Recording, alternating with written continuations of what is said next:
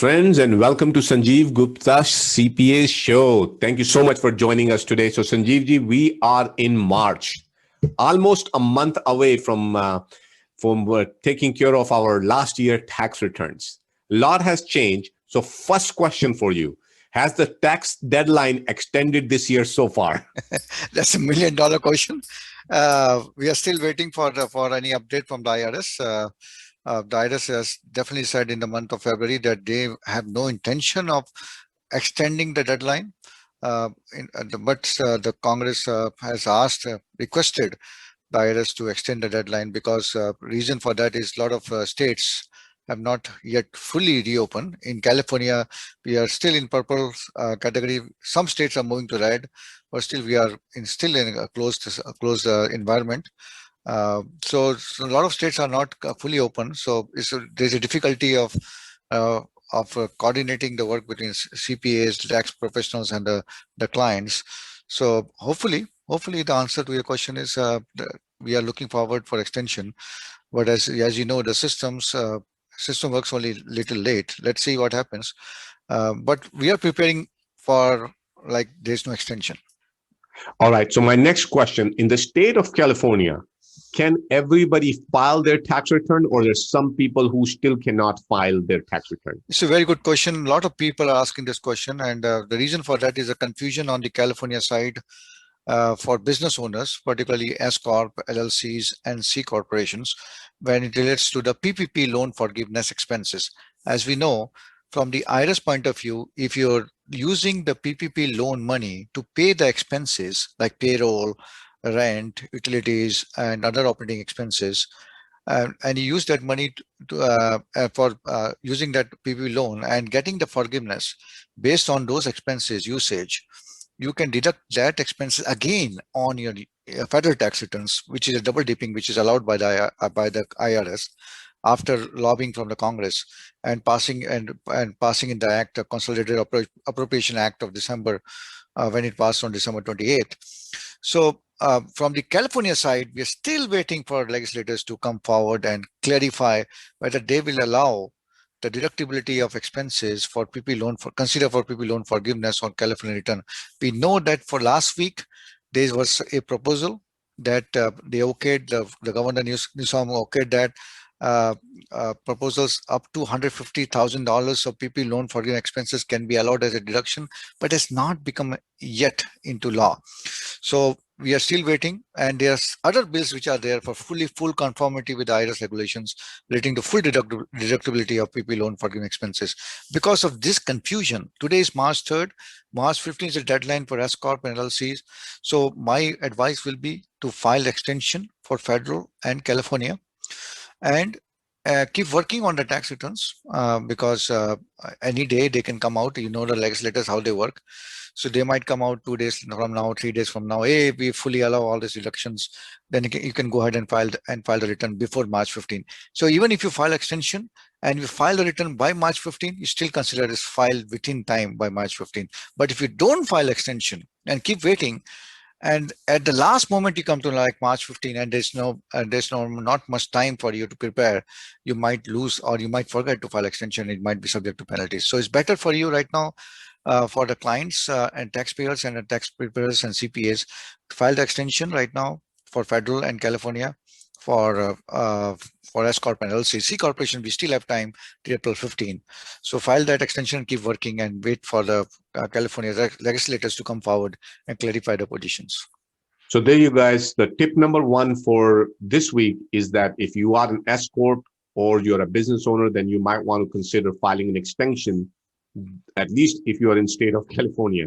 Perhaps in some of the states, maybe laws are a little bit more clear. But yeah, for example, in New York State, Texas State, basically they allowed the extension. They have extended the date. You don't have to file by March 15 or April 15. They've extended the date to June 15 because Texas governor declared that as a disaster, what happened in the last week or so. And because it's declared a disaster area, they've extended the date of the filing from March 15, April 15 to June 15. So there's nothing to worry for business owners in state taxes. There's nothing to worry on that account. So you don't have to worry about that. I think the people in Texas are never worried about business in GG anyway. So anyhow, let's talk about PPP loans. So we have talked a lot. People have received obviously their first installment. Now people have already received the PPP2. But my understanding is that people still cannot file for forgiveness just yet. So when it comes to PPP loan forgiveness, first of all, let's talk about PPP loans. Two, second draw and first draw. The President Biden has declared a new set of rules for small businesses, sole proprietors, independent contractors, starting from February 26th to March 9th. They have 14-day window where if they have employees less than 20 or no employees, they can file for PPP2, second draw, first draw, and get in line or get the loans approved before the other business owners who have employees more than 20 can come forward and apply for that loan. So that's 14-day window is very critical for small businesses to apply and get the loan. But the problem here is not simplified. The people who are applying are not getting anything done from SBA. There's so many errors and messages coming from SBA system, and they're working on it. And all the applications are getting stuck at the level of SBA, and people and the SBA are not able to give the PLP numbers to the loan applications. People who applied for loans. So a lot of errors message, they're working on it. So we have not seen the day, like a lot of clients are calling and they have not received anything. And the time limit is March 9th. After March 9th, the other business clients can come in. One more thing they have changed is the formula for calculating the loan amount for small business and sole proprietors having less than 20 employees. Earlier, we know the PPP loan, the calculation of PPP loan amount was based on 2.5 times of their average annual payroll. Now, for sole proprietors, business owners, what they have said is, what the President Biden have said is, they are going to calculate based on their gross income, and that's a vital difference. If a small business owner gross income is gross sales, is making 300,000 gross income, but net profit is only $50,000. Gross income, if you take gross income formula, right, is 2.5 times of average annual gross sales. So 300,000 divided by 12, that means $25,000 roughly. $25,000 into 2.5 is $62,500.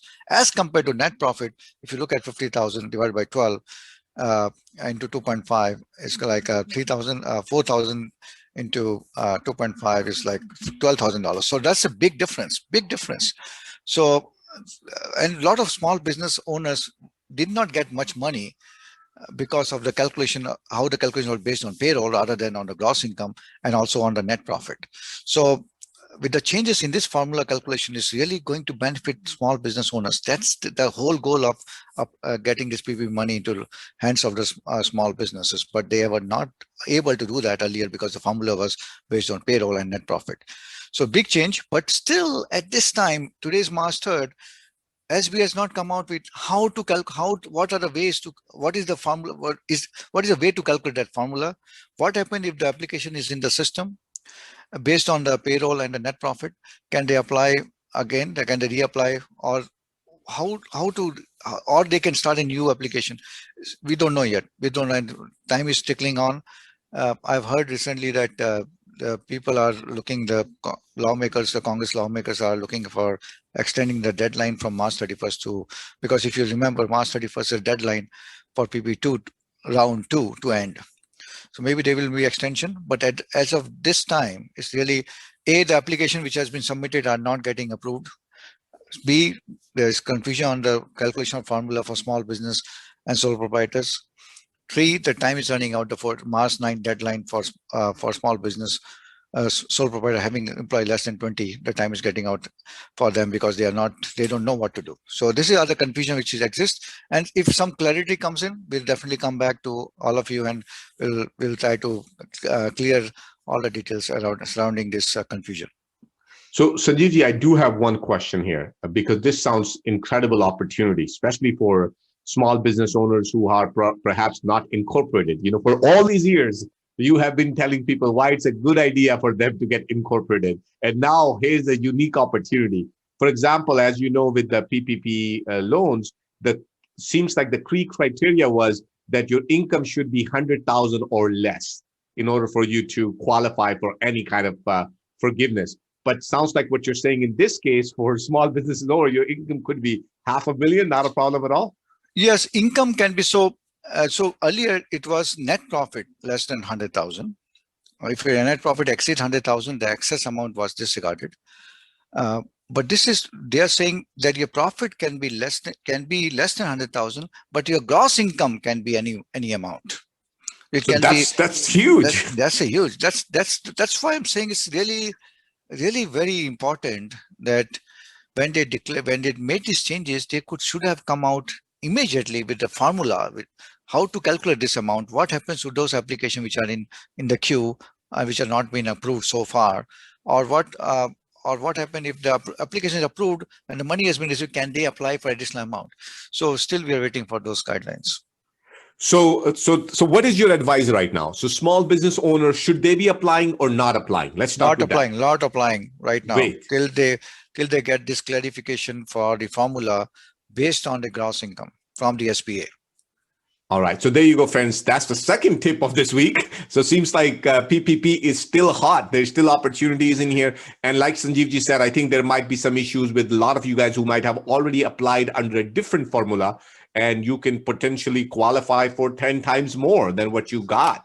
So there might be an opportunity there as well. So my request to all of you guys, if you do not already have an accountant, if you do not work with your CPA, or if your CPA do not handle PPP, I would strongly recommend that you reach out to someone who can help you with all this and stay on top of it. I mean, you could be losing thousands of dollars if you do not take a timely action in this case. Now, one thing I love, I mean, I'm a client of Sanjeev Ji here, and one thing I love about him is that he's proactively reaching out to me, letting me know, hey, these are the changes happening, watch out for this, do this, whatnot.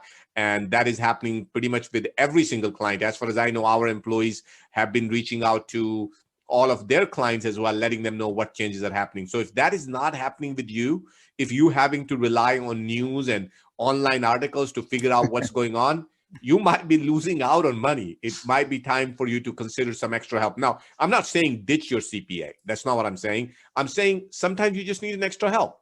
You know, Yes. if you have a car shop and the guy does your radiator, and sometimes you need some engine work done and you go to a different car mechanic. That's all I mean. That maybe you need a little bit extra help. Our offices are open. You're welcome to call us. Just go to sanjeevcpa.com, set up an appointment, and we'll be happy to help you out with that. Now, having that said, Sanjeevji, what else has changed? Yes, like I said, the guidelines for the PPP loan programs for 14 days rule for the small business owners. Now they have allowed the people who are defaulters on student loan payments to apply for this PPP. Earlier they were not allowed. So if you're defaulted on student loan payment and you're afraid not to apply, you can apply under this. If you have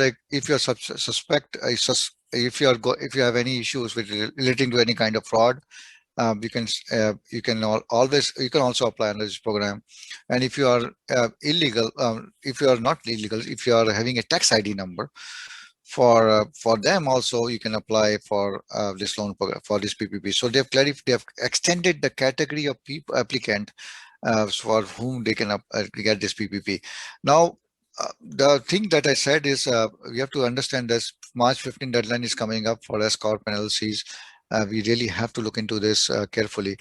Now, one thing about a new thing that is happening is $1.9 trillion stimulus payment, which everybody has been talking about. The House just passed the bill last week. Now it's gone to the Senate and looking for some changes in the way the computation is done for the minimum wages of $15 an hour. That might get changed. Some other thing can happen in that case. But in that bill, it's just tremendous. A lot of things are happening. Is going to give $1,400 stimulus payment with a high child tax credit payment of $3,000 to $3,600. assistance to schools. A lot of schools are getting, in California, they have reached an agreement to open the schools by end of March. So definitely the school funding is there. Then there's a funding for additional funding for small business. Now there's one loan which we have talked about, is EIDL, Economic Injury Disaster Loan. So that is still there. If you are a business owner who really want to access cheap source of funds, look into EIDL loans, which is provided on SBA website. Look into it. It's a 3.75% fixed 30-year fixed loan used for working capital purposes. So that they are going to expand it. We are still waiting for details on this $1.9 trillion as they relates to small business owners. We're waiting for unemployment is going to be again increasing by $400 as part of $1.9 trillion stimulus. So that's the thing which we are looking for. They have to pass it by March 14th or 15th of this year, because unemployment provisions are going to finish by March 14th. So they have by March 15th, I think, and they have to do something. So that's a big 1.9 trillion billion stimulus payment is a big thing that is going to happen in a week or 2 weeks from now. Yeah, if somebody was watching me, if the president of the United States is listening to me, my personal request would be is that this is a great opportunity for the United States to come up with a proper educational policy, how to educate every single American, all the way from little kid all the way up to PhD. Like in today's world, I don't understand why we do not have an online university of the United States government that can take care of every single citizen of the country. For that matter, I mean every single resident, not necessarily just a citizen. That would be, I think that can have a huge impact in future. I mean, we see countries like China and even in Europe, there are a lot of new technologies coming up. And I think a lot of Americans are being left behind just because we're so busy taking care of our debt. We don't have time to train ourselves for new technologies. So unless government takes a serious action in that direction, I think America will be left behind. So the problem, like you rightly said, definitely is a very good thing. The education is must. I think a lot of people does not know a lot of things, and it's not only about the learning from the education; it's learning from the system.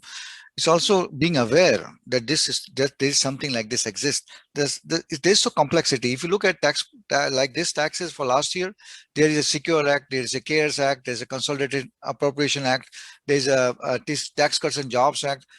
4 or 5 acts, huge changes to tax rules last year.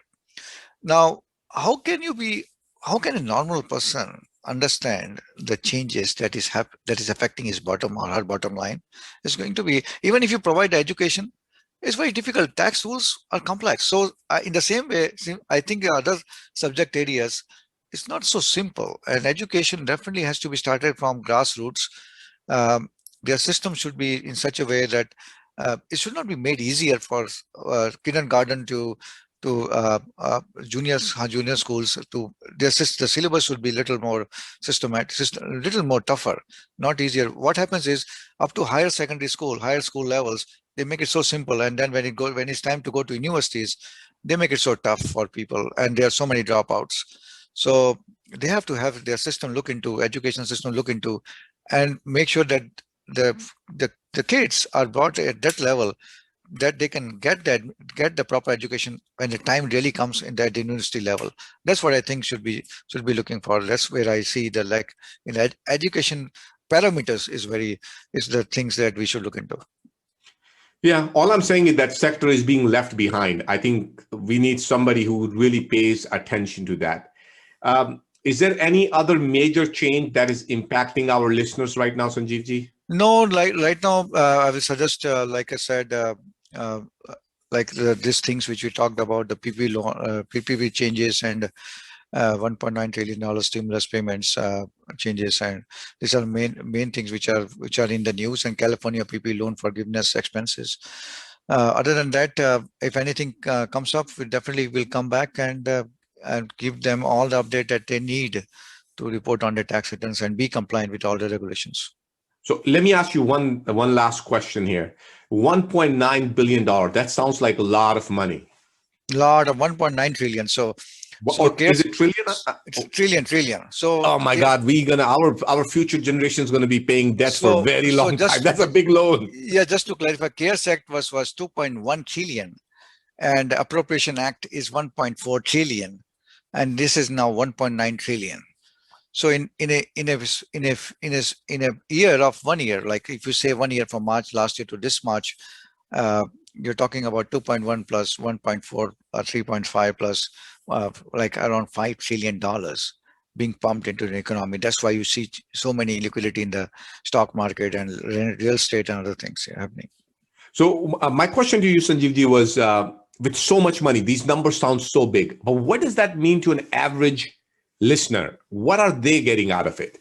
They are getting money from the government, whether it's unemployment, whether it's business loans, whether it's stimulus payments. The thing is, for them, they have to really look into it, the savings. They have to keep their money invested in a proper manner, save for the right times, invest for the right times. Don't just throw their money out. So that's what is important. People aren't going out. This is the perfect time to invest in the right areas. That I would suggest for them. So there you go, friends. Thank you so much, Sanjeevji, for joining us today. I think you shared an excellent piece of information. I think that's going to be very helpful, especially for small business owners. Once again, friends, those of you guys who are on regular W-2 income, please go ahead and file your tax return. Sanjeevji office is open. You can call him, you can email him. All his staff is working probably double time right now to take care of you guys. They're open 7 days a week, I think right now. 7 days, Sanjeev, 6 days right now. No, 7 days. We have make it Sunday also.